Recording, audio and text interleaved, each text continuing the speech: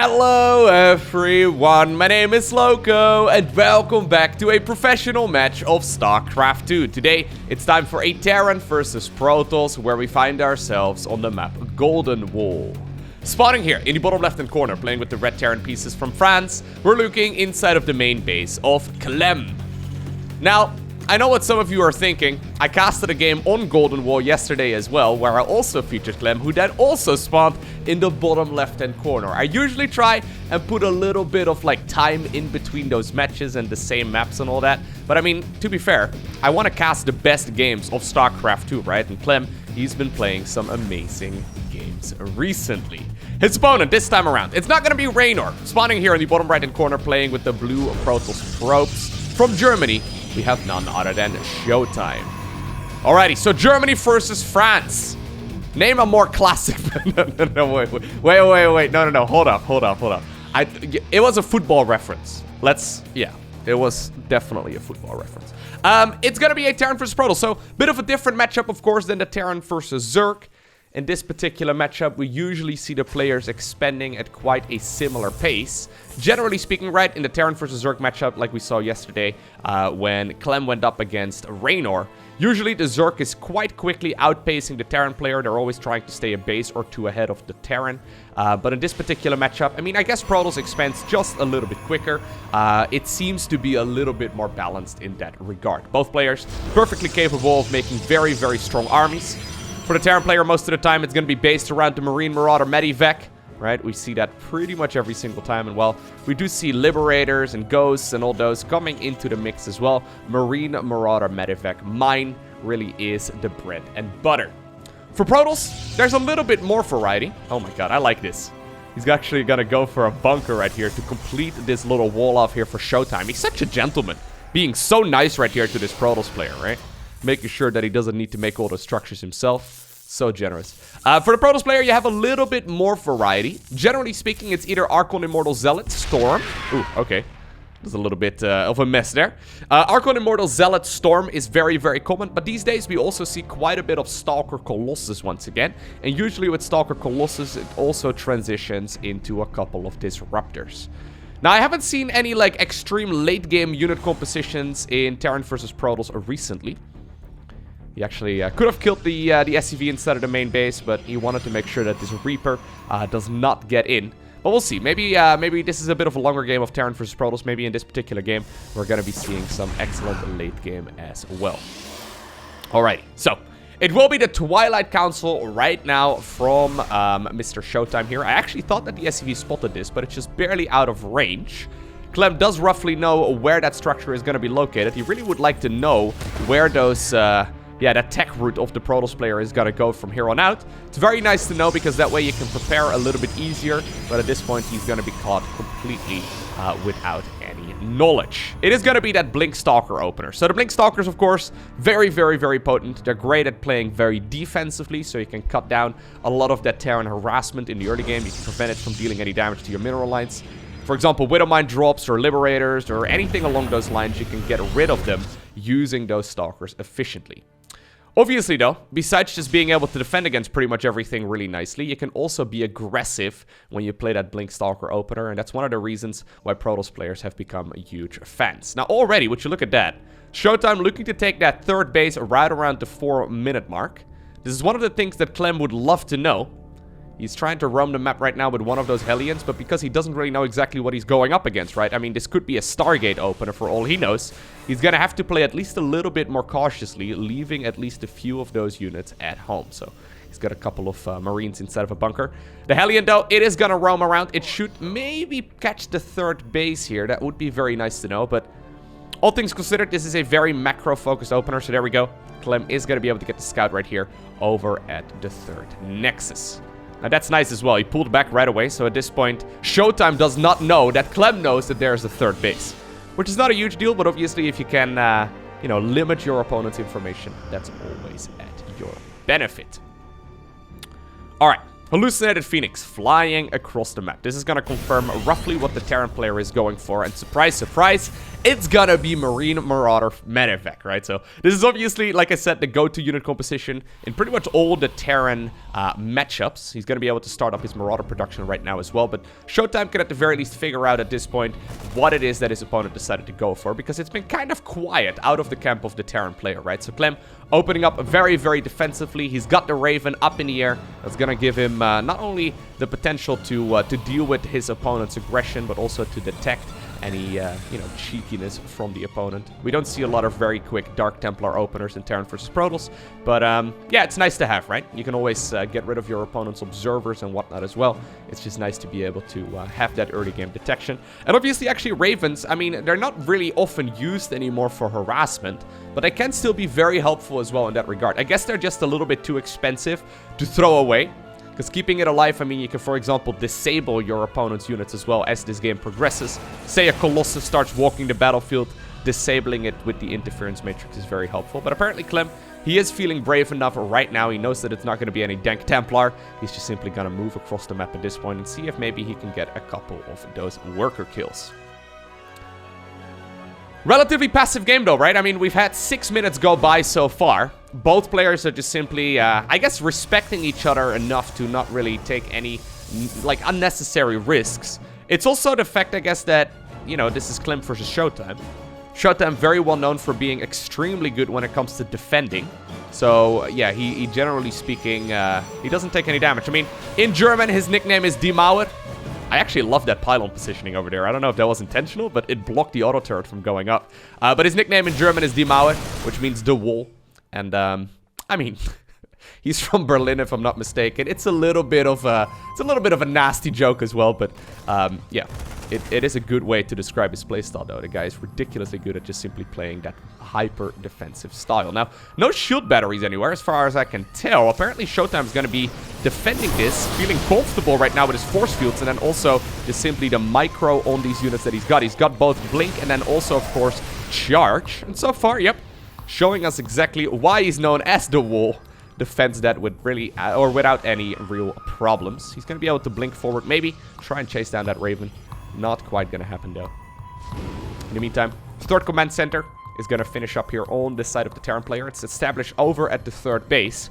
That does, or at the gold base rather. That does mean that the Terran right now is looking to put on a little bit of pressure on the other side of the map as well. Very important to try and slow down your opponent, right? Because if they start moving across the map and this third base is under fire, you can be in quite a bit of trouble.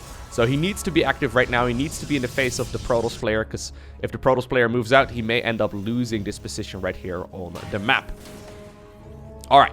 So I think this is where the game will really start up. Big drop inside of the main base. A couple of Stalkers and Zealots are occupied now over there as well, so they should be able to defend that relatively easily. We do see that auto turret. The Raven over here dealing a little bit of damage. Ooh, he's once again attempting to get into the main base. Not quite getting it done, right? And this is what I mean, man. ShoWTimE. Ooh, apparently, there was a little bit... I think one of the observers may have lagged. There was a little bit of a pause there. But you can see ShoWTimE being absolutely exceptional when it comes to defending. Like, ridiculously strong defensive play so far. He's just not allowing this Terran player to really get any damage in. I mean, I guess the Raven got a couple of kills, but this is all very negligible. Once again, this time around, it's 4 medevacs, though. He's going to be able to get at least one of these medevacs that was still quite full of units. This is a very unorthodox move right here by Clem, committing another 2 medevacs when he knew that the first 2 medevacs were already countered. Was that a good move out? I guess, considering he got an Immortal there, it's okay. Yeah, not the end of the world, though. At the same time, I mean, he's trying to push over here as well. There are still 2 Immortals located in that spot. Medevacs lift up the units once again, and they get them out of there. Okay. I don't think that was necessarily the best move, you know, for the Protoss or for the Terran player there. It seemed a little bit funny, but I guess it worked out reasonably well right there for both players. This Raven is also in a bit of a weird spot right now. It's going to have a hard time leaving if he wants to bring this one back home. It would be nice to do so, right? But it's difficult to make that call. Fourth command center coming up right now. Looks like the Protoss player is looking to grab the fourth... excuse me. The fourth base as well. Going to the top right-hand corner of the map. Trying to see if he can plant down that Nexus. At the same time, though, we may very well be making ourselves up for the first real big engagement, and this is certainly a fight that the Protoss player would like to take. There you go. Good storms going down as well. Popping those High Templar out of the prism.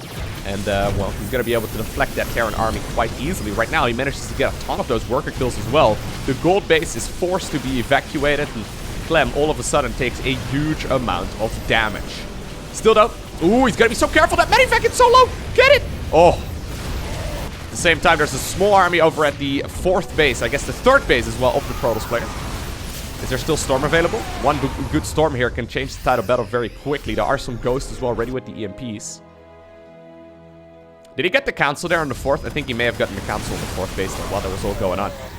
Nicely done there by ShoWTimE. Or by Clem, sorry. Oh, nicely done actually as well by ShoWTimE, right? He got the snipe there of the 3rd base of the Protoss player. 4th command center that was on the low ground is nowhere to be seen anymore either. And that does mean that Clem right now is going to have to move right here north of the natural expansion. Alrighty. These drops over here, man, they've been so annoying. Look at that. I'm pretty sure this is like the 3rd time he manages to delay the 4th base. Which actually starts to add up quite a bit, right? I mean, yeah, you kill the base of your opponent, but, you know, if your opponent then kills the base of yours, it doesn't really matter all too much. Generally speaking, the Terran doesn't seem to need as much eco because they have those mules, of course. Ooh, aggressive blink forward. Manages to get a couple of those Terran units as well. The ghost count is looking good, though, at this point. So there's 5 ghosts. Ooh, nice snipes there. He gets a couple of the High Templar in at the back.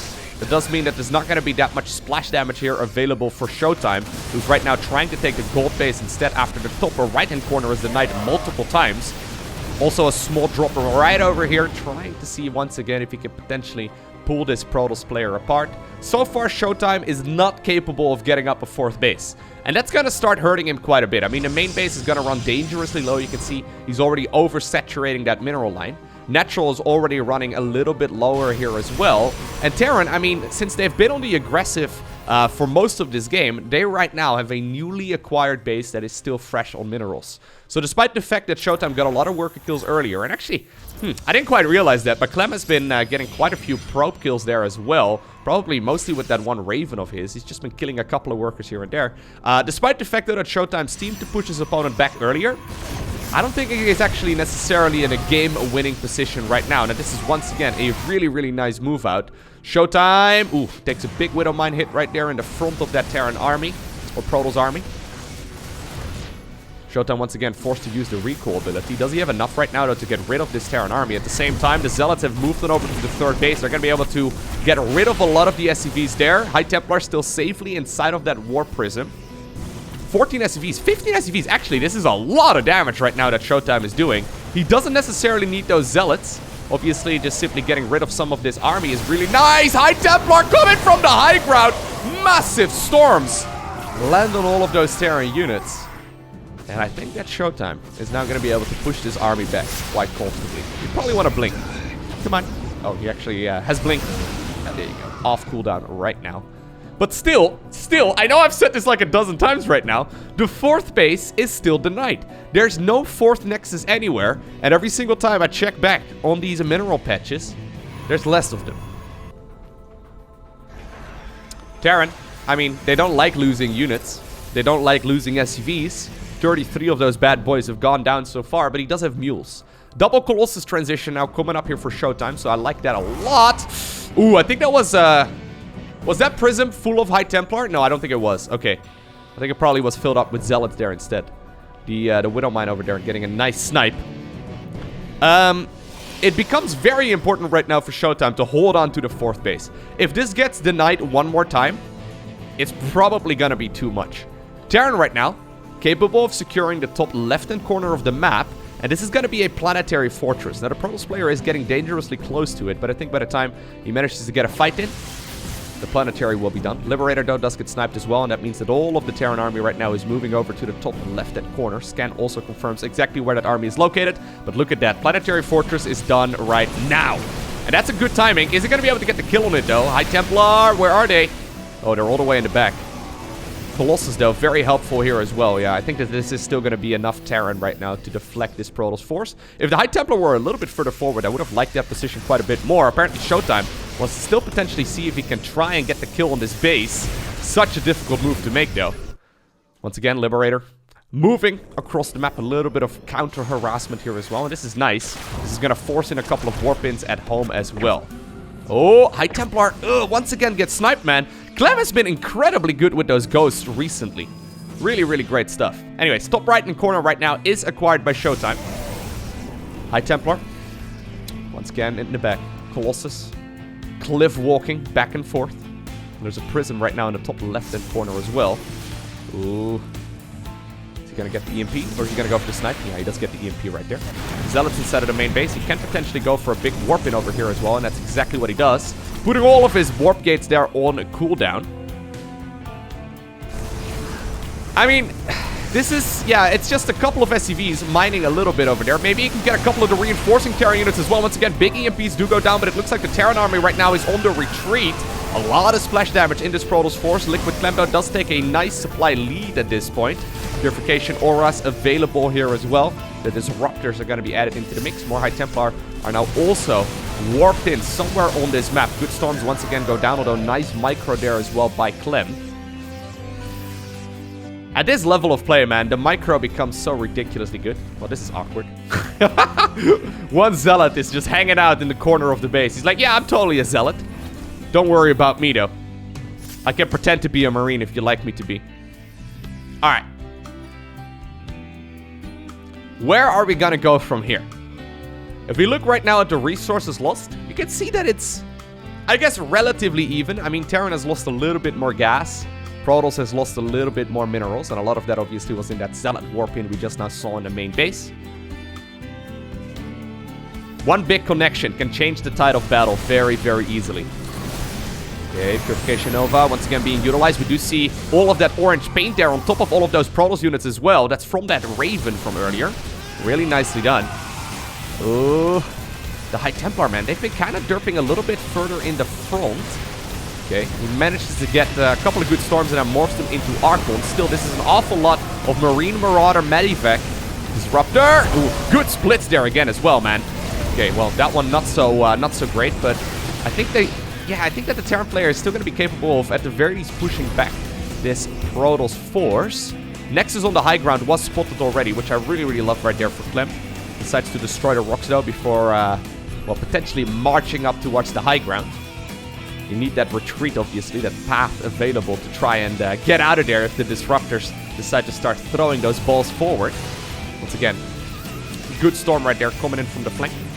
Most of the medevacs right now, though, are out of energy. There's actually only 5 medevacs at this point, which is really not that much. Looks like Clem actually has decided to load up all of the units that he's got, or at least as many as he can fit, inside of these medevacs, and I think he's making a beeline right now straight towards maybe the natural or the main base here of the Protoss player. At the same time, ShoWTimE being way out of position. He does not have energy right now for recall on either of these two Nexi, so he's not going to be able to get rid of this Terran army very easily, and that means right now we're setting ourselves up for a base race. The other half of the Terran force right now is going to go after the 5th base here of the Protoss player. Looks like this 3rd base of the Terran, though, has gone down as well. Right now, the Protoss is looking to potentially go after the base in the top left-hand corner. Terran army is going to be able to meet up once again. It looks like a couple of the Protoss units, well, actually a big chunk of the Protoss units, will be recalled towards the 3rd base as well. I think that Clem is getting the upper hand right here of this base race. I mean, he managed to get rid of a lot of his opponent's production, which hurts quite a bit. At the same time, though, actually, the planetary fortress in the top left-hand corner of the map also ended up falling, but most of those big beefy Protoss units are gone. There's still a couple High Templar right there. They do have energy. There's a Purification Nova soon available as well on that Disruptor. Massive EMP once again sets back that Protoss army quite a bit. Clem finding the multitasking to somehow, some way get the APM to pull that off. Beautiful moves so far here by both players, but I think that Clem is just playing a tiny little bit better. It's a small difference, but he's constantly, you know, controlling those battles a little bit better. His micro seems to be better than that of ShoWTimE. That being said, though, the Terran economy has been set back to a very, very small amount. Looks like the main orbital command right now is going to fly on over towards the gold base. He does have an expansion right here in the top left-hand corner as well. But, I mean, he doesn't have that many minerals coming in every single minute anymore. He's going to need to see if he can maybe drop... Ooh, he needs to be so careful, though. He needs to maybe drop a couple of those mules as well. He's only got 27 of those workers at this point. Adding desperately a couple more into the mix as well. Zealots right now, though, are going to have to get on out of there. Reinforcing Terran units are showing up. Alright, this is becoming a very scrappy game. Supply counts in favor here of Clem. The army supply count especially, and that one is very critical here, because I don't think he's really going to slow down. Ooh, he tried to get the steady targeting there on one of those high templar. I love this. Couple of zealots moving towards the top left-hand corner. There's nothing really to prevent these zealots from getting damaging. Orbital command is coming up as well at this point, but this is a good amount of damage right now being done already, and this is going to force most of that army here from Clem to go all the way back home. Oh. It's a little bit awkward here. Okay. Looks like he's just barely going to be able to get the kill right there on the Liberator. I'm actually quite surprised with, you know, the fact that Clem is laying off the gas right now, because this is going to allow this Protoss player now to get more energy here on the High Templar. By the way, apparently the cybernetics core fell, so you can only really warp in a bunch of zealots right now, which is not necessarily the army that you're looking for. Stimpack once again being utilized, trying to stutter step back some of these Terran units as well. Good EMPs once again, get rid of some of the energy that are there on those Archons. Still though, High Templar in the back. Decent storm going down here initially, and that actually apparently was the only storm that he's going to go for. Pretty sure he just morphed in one High Templar right there with a little bit of energy left over as well. Clem right now smelling blood in the water. He wants to move forward. Does manage to get one good hit right there on the Colossus. Oh my god. This Terran army is so low. This Protoss army though, so low as well. This is pretty ridiculous. New base, by the way, has been acquired here. Actually, is this a new base? This is one actually full? I don't remember. I would love to see a Prism, actually. A Prism would be absolutely fantastic.